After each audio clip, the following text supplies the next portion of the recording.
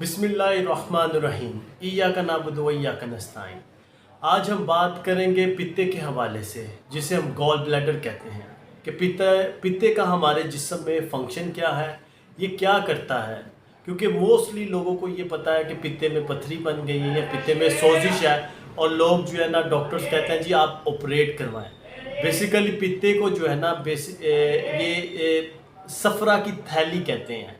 ये जिगर के बिल्कुल नीचे करके जो ये थैली सी बनी हुई है और ये सब्ज़ कलर की है, और इसका काम क्या है, बाइल स्टोर करना। अब बाइल क्या है, बाइल कहते हैं जिसमें पानी और सॉलिड दोनों चीज़ें जब मिक्स होती हैं तो इसको बाइल कहते हैं। 97% इसमें पानी होता है और 3% इसमें सॉलिड चीज़ें होती हैं, और ये दोनों मिल के बाइल बनाती है। जिगर जब बाइल बनाता है तो वो पित्ते को भेजता है और पित्ता जो है उसको स्टोर करता है। और पित्ते का जो मेन काम है, मेन फंक्शन है इसका ये है कि जो आप फैट वाली चीज़ें इस्तेमाल करते हैं उसको डाइजेस्ट करने में जो है ना ये मदद करता है। देखिए पित्ते का तो आपको पता चल गया है कि पित्ते का फंक्शन क्या है, लेकिन अब मैं ये भी बता दूं कि ये किन लोगों में ज़्यादा पित्ते का प्रॉब्लम रहता है या पित्ते की पथरी का प्रॉब्लम रहता है, किन लोगों में ज़्यादा। इसमें सबसे पहले तो वो लोग हैं जिनका हर वक्त स्टोमिक जो है वो डिसऑर्डर रहता है, मैदे का हाजमा ख़राब रहता है, और जिन लोगों को डायबिटीज़ का इशू मतलब शुगर का प्रॉब्लम रहता है, और ओबेसिटी वाले मोटापे वाले पेशेंट्स को भी ये पित्ते का अक्सर प्रॉब्लम रहता है। इसके अलावा जो मर्दों की निस्बत तो औरतों में ज़्यादा इसका प्रॉब्लम है पित्ते का, कि पित्ते में पथरी है, पित्ते में सोजिश है, ये जो है औरतों में ज़्यादा पाया जाता है। और पित्ते की जो पथरियाँ, दो किस्म की पथरियाँ पित्ते में बनती हैं, एक कोलेस्ट्रॉल लेवल की बनती है और दूसरी बिलीरुबिन। आपको ये तो बता दिया कि पथरी कितने किस्म की है, दो किस्म की पथरी है। अब ये पथरी बनती कैसे है, और मोस्टली लोगों को नहीं पता चलता। जब ये पथरी बन जाती है तो लोगों को नहीं पता चलता कि उनके पित्ते में पथरी है। उनको तब पता चलता है जब सिम्टम्स जो है, अलामत सामने आना शुरू हो जाती है। देखिए ये पथरी किस तरह बनती है, ये पथरी उस सूरत में बनती है कि जब आप ऑयली चीज़ें बहुत ज़्यादा इस्तेमाल करते हैं, चिकनाई वाली चीज़ें बहुत ज़्यादा इस्तेमाल करते हैं, प्रोटीन का बहुत ज़्यादा इस्तेमाल करना शुरू कर देते हैं, मैदे वाली चीज़ें, जंक फूड, फास्ट फूड और कोल्ड ड्रिंक्स, सॉफ्ट ड्रिंक्स वगैरह जो है इनका ज़्यादा इस्तेमाल करते हैं, और पानी नहीं पीते, एक्सरसाइज नहीं करते, तो फिर ये क्या करता है, ये पित्ते में जाके पथरियाँ बनना शुरू हो जाती है। कुछ कोलेस्ट्रॉल की बनना शुरू हो जाती है, कुछ बिलीरुबिन वाली पथरी जो है वो बनना शुरू हो जाती है। तो लोगों को कब पता चलता है, कि लोगों को तब पता चलता है जब इसके सिम्टम्स शुरू हो जाते हैं। सिम्टम्स क्या आते हैं कि जी आपका हाजमा ख़राब होना शुरू हो जाता है, फीवर होना शुरू हो जाता है, पेट में दर्द रहना शुरू हो जाता है, राइट साइड रिब्स के नीचे जो है आपको पेन रहना शुरू हो जाती है। और ये याद रखें मोस्टली उन लोगों को जिनको फैटी लीवर का इशू रहता है उनको पथरी बनती है, उनमें मोस्टली लोगों को पथरी रहती है। फैटी लीवर भी होना शुरू हो जाता है जब लोग चिकनाई का ज़्यादा इस्तेमाल करते हैं। तो ये जो है पथरी बनने का तरीका है कि बहुत ज़्यादा चिकनाहट का इस्तेमाल करना या बहुत ज़्यादा मोटापा रहना। मोटापे से भी पथरी बनती है, शुगर हाई रहने से भी डायबिटीज़ वाले पेशेंट को तो बहुत जल्दी ये पथरी बनती है।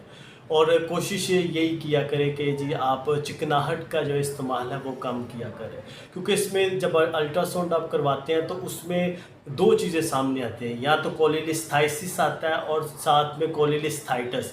अगर सिंपल कोलिलिस्थाइसिस आए तो इसका मतलब है कि आपके पित्ते में पथरी है, कोलिलिस्थाइसिस कहते हैं पित्ते की पथरी को। अगर कोलिलिस्थाइटिस आता है, एंड में TIS आता है, कोलिलिस्थाइटिस, तो इट्स मीन कि पथरी के साथ जो है उसने पित्ते में सोजिश हो गई है। जब सोजिश हो जाती है तो फिर बड़ी कॉम्प्लिकेशंस आना शुरू हो जाती है। देखिए अब जब आपको पता चल गया कि मेरे पित्ते में पथरी है या मेरे पित्ते में सोजिश है, तो फिर फौरी तौर पे उसका ट्रीटमेंट क्या है। देखिए अगर तो सिंपल पथरी है तो फिर तो मैं आपको ये कहूँगा कि आप इसका बेहतरीन ट्रीटमेंट जो है वो होम्योपैथिक मेडिसिन्स हैं। होम्योपैथिक मेडिसिन्स के साथ पित्ते की पथरी जो है वो डिज़ोल्व हो जाती है। बहुत से लोग कहते हैं जी होम्योपैथिक ये है, होम्योपैथिक मेडिसिन्स जो हैं वो बहुत अच्छी मेडिसिन्स हैं। उनके साथ जितनी भी क्रॉनिक डिजीज़ हैं वो रिकवर होती हैं, ये नहीं कि नहीं होती। पित्ते की पत्थरी की बाकायदा उसमें बहुत से पेशेंट्स मेरे रिकवर हुए हैं जिनको सिर्फ पित्ते में पत्थरी थी, और जो इनिशियल स्टेज में थोड़ी सी सोजिश हो जाती है वो भी रिकवर हो जाती है। हाँ, पित्ते की पत्थरी अगर कॉमन डक्ट जो है लीवर से आती है उसमें अगर फंस जाती है तो फिर आपको फौरी तौर पे चाहिए कि पित्ते को निकाल देना, क्योंकि फिर मसला ज़्यादा बढ़ जाएगा, क्योंकि फिर उसमें ये होता है कि आपकी जान जाने का ख़तरा रहता है।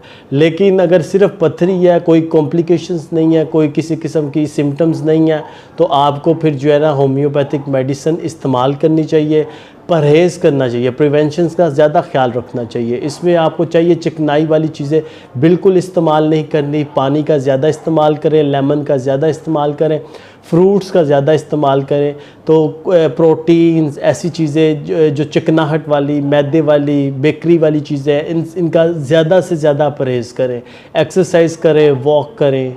तो ये चीज़ें जो है आपके पित्ते में पत्थरी जो है वो एक तो डिज़ोल्व भी होना शुरू हो जाएगी, मज़ीद बढ़ेगी नहीं। और बार बार यही कह रहा हूँ कि होम्योपैथिक ट्रीटमेंट इसमें बेहतरीन ट्रीटमेंट है जी। और दूसरी, अगर ये लोग बहुत से लोग ये भी सोचते हैं कि पित्ता अगर निकाल दिया तो लीवर ख़राब हो जाएगा, इस तरह नहीं है। पित्ता अगर निकल भी जाए तो 6 महीने तक आप कोशिश करें, परहेज़ करें। 6 मंथ के बाद आप बिल्कुल नॉर्मल जो है आप लाइफ में रहना शुरू हो जाएंगे। फिर उस वक्त आप थोड़ी बहुत चिकनाई का भी इस्तेमाल करेंगे तो कोई इशू नहीं है। तो ये था हमारा पित्ते के हवाले से थोड़ा सा उसका इंट्रोडक्शंस पे और उसके फंक्शंस के ऊपर बात की है। और पित्ता जो है वो उसकी जो पत्थरी बनती है किस तरह बनती है वो सारी डिटेल के साथ मैंने आपको बता दिया है। तो मेरे चैनल को सब्सक्राइब कीजिएगा, हो सके तो शेयर कीजिएगा। बहुत शुक्रिया। अल्लाह हाफिज़।